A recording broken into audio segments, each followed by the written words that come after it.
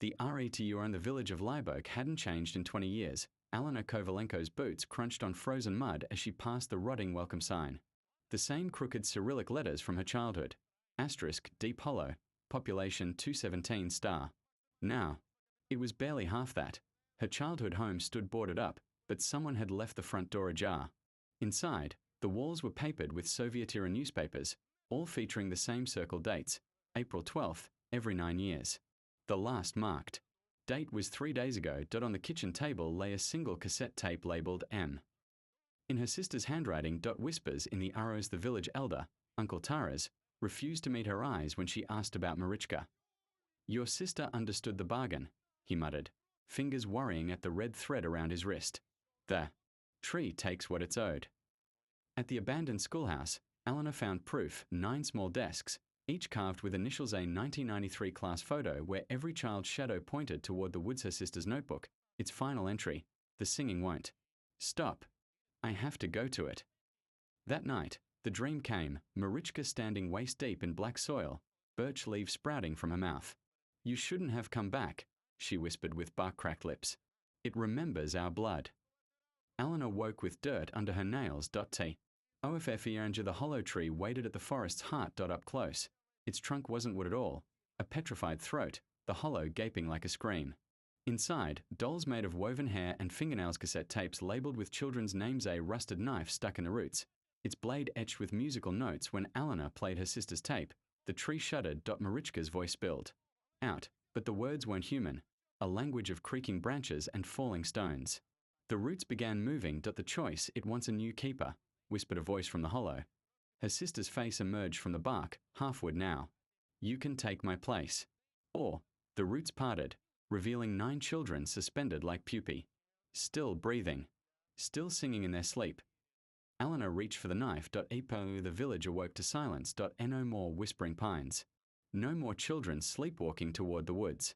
Just a fresh-cut stump oozing something dark and sweet as syrup. In Kiev, a forensic anthropologist examines a peculiar discovery, a human skeleton fused with oak roots, cassette tape in its ribcage. When played, the recording captures 2 voices singing, one young, one old, before dissolving into the sound of earth swallowing something whole.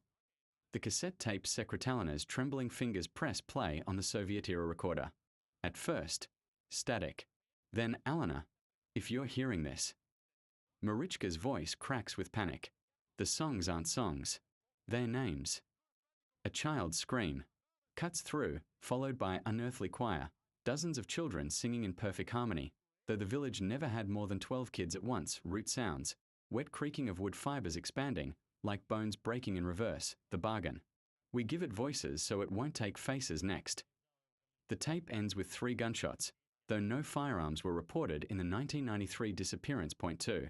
The ritual knife, this blade cut the first sacrifice, explains the drunken priest at the ruined church.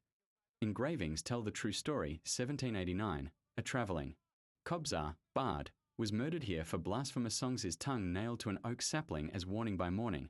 The tree had swallowed the organ whole. Now the knife. Handle made from the bard's finger bones, blade etched with musical notation that hurts to look at, always returns to the tree. If thrown away, it doesn't kill. The priest laughs. Just transplants. 3.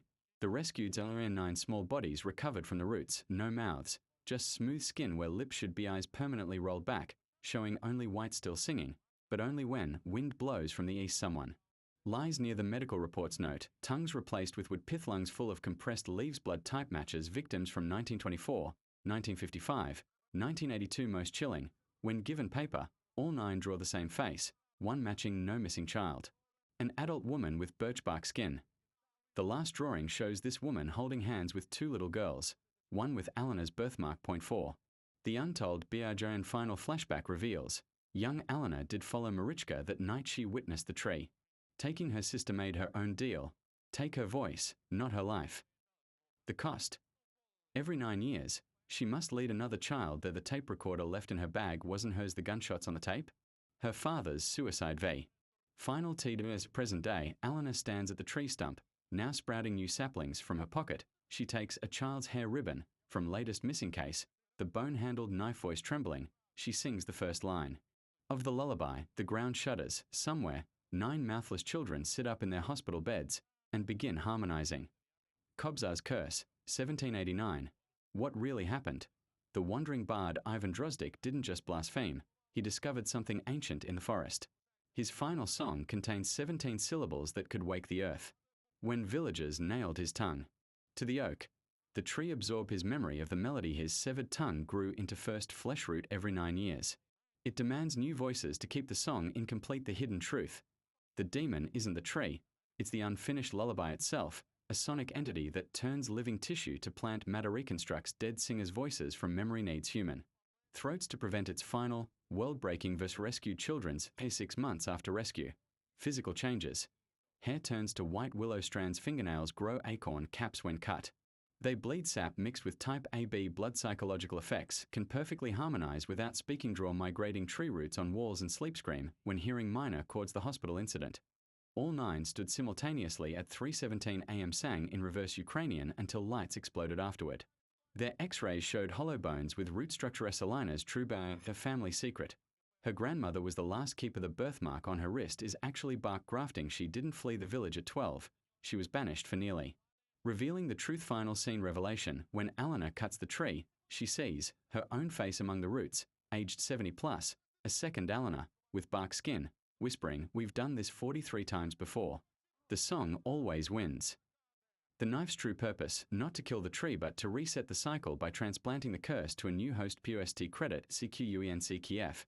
Present day, a musicologist analyzes the children's recordings. Spectrogram shows a human face in the sound waves. The song contains ultrasonic commands for cellulose production in mammals, photosynthesis in human tissue. At the exact 3 o'clock mark, a clear voice says, "Marichka isn't your sister's name."